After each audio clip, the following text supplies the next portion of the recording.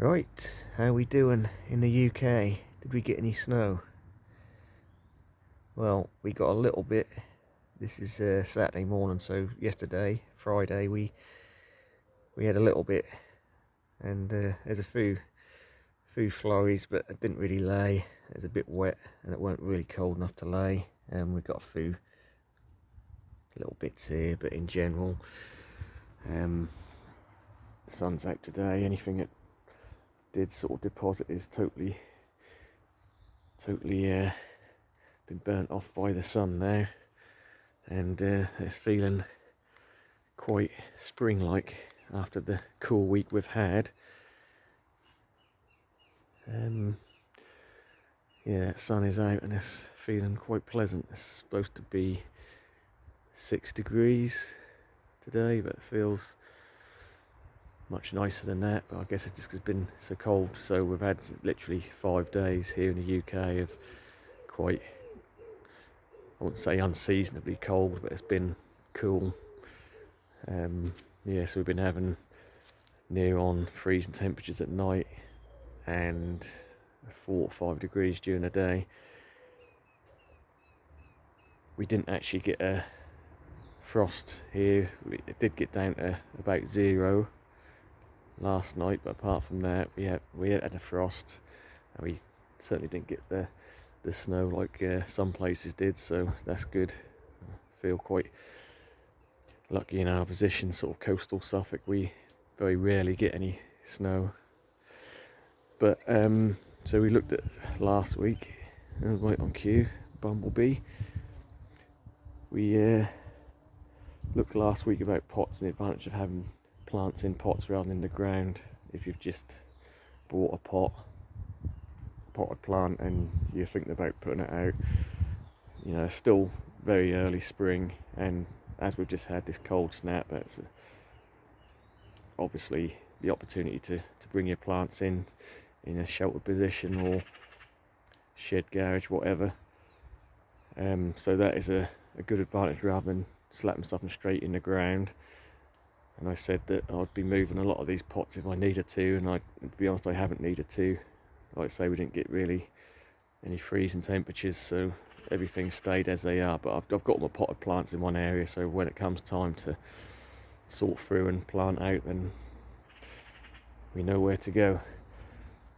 Right, so no real subject of the video today other than just sort of checking in and just noting that, you know, I do feel for the people who had snow on top of the winter we've had.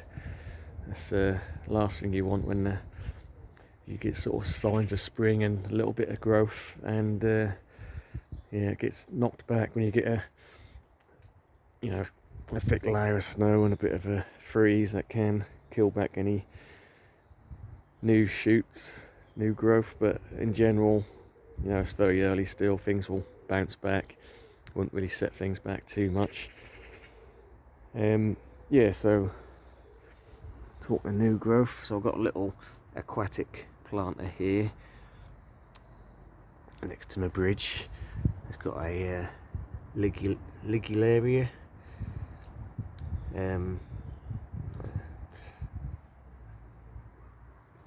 It's like a bog plant or a marginal pond plant. So they're started to sprout. They're sort of nice, big round purpley leaves on them. Get nice yellow flowers as well. And then we've got all the Xanthodias, which got knocked back by all the frosts we've had. Or say all the frost, the 2 cold periods we had, that sort of mushed them up. But now we're starting to get some growth on them. We can see there's some green shoots coming up. So they're bouncing back. They always look a bit rough, but go a bit mushy, then they start pushing through. So that's good. So yeah, in general, there are signs of life everywhere in the garden. We're just looking around. We've started to get all the poppies, which come up every year. They sort of self-seed. So they're all starting to come up now. It can be a bit of a nuisance, but I tend to leave them until they flower and then pull them all up.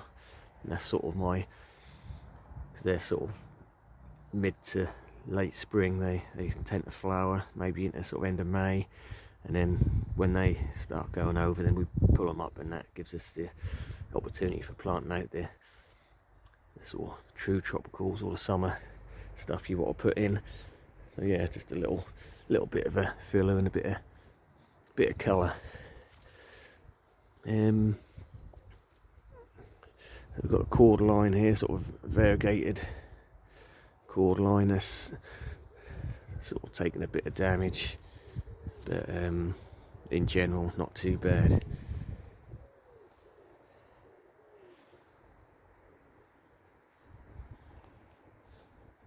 So around the little wildlife pond area, we can see there's a bit of life happening in the pond. I'm not seeing any frogs at the moment. I think it's because it's been cold the last couple of days. They're probably gone down to the bottom, but there's quite a lot of water snails about. They're going through and picking up any algae and keeping the water nice and clear for me. And we've even got some lily pads starting to come up. The stuff around the pond is starting to come in. So we've got the primroses, some yellow ones there, and some pinky purples. Yeah, we've got the lords and ladies coming up. I like to call them the hardy elephant ears. So let's have a look around this side. Yeah, these all pop up this time of year, so they're sort of a arrow headed. They don't tend to last long. They come up sort of early spring, and then they tend to wilter out as soon as they warm up a bit. But yeah, quite nice when they do come up. Got a bit of a heuchera there, a bit of a red dark leaf one.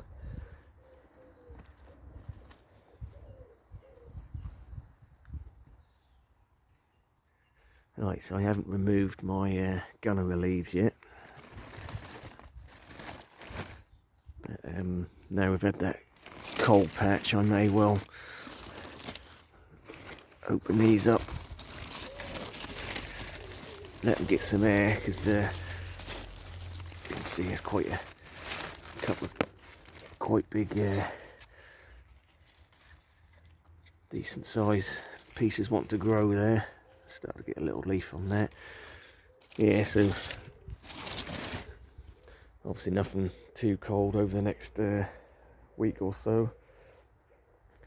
In fact, it's going to get quite warm tomorrow and Monday, then back down to more cooler temperatures, but definitely no frosts.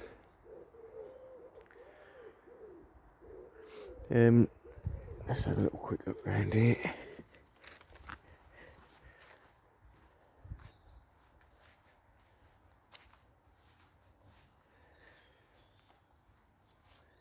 So the old spider's web has taken a little bit of damage on some of the leaves, but in general looking okay. And we've got some new growth starting to appear. So it's always a bit of a gamble. You want stuff to start growing, but not too soon, in case we get the late frosts, and that can set the plant back a little bit. We've got this rhododendron here. It's like a variegated one.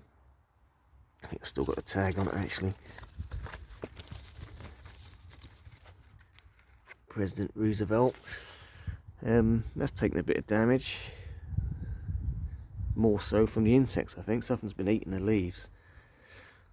But yeah, we've got some brown tips on that, but I think we've got some flower buds on them, but yeah, the foliage on these ones are quite nice. I mean, the leaves aren't very big, but they're sort of quite a nice variegation to that. yeah, so you can tell there's no real subject to the video, just literally going around and seeing what catch my eye. So I think there's no need to drag out a video if there's not much to say. So we'll just leave it at that one. This is the cordline indivisor where a lot of my other cord lines are showing a fair amount of damage. This one is actually looking reasonably okay. Very slight discoloration on some of the leaves, but in general, for such a bad winter we've had, that's looking quite good. And we'll finish up with one of the new Butias. So again, for such a dramatic winter, let's say, with the fluctuations with temperatures, we've had, you know, from really mild to really cold to really mild, really cold, and you know, it's taken that quite well. Still looking good. Still trying to push and open a spear there, so hopefully,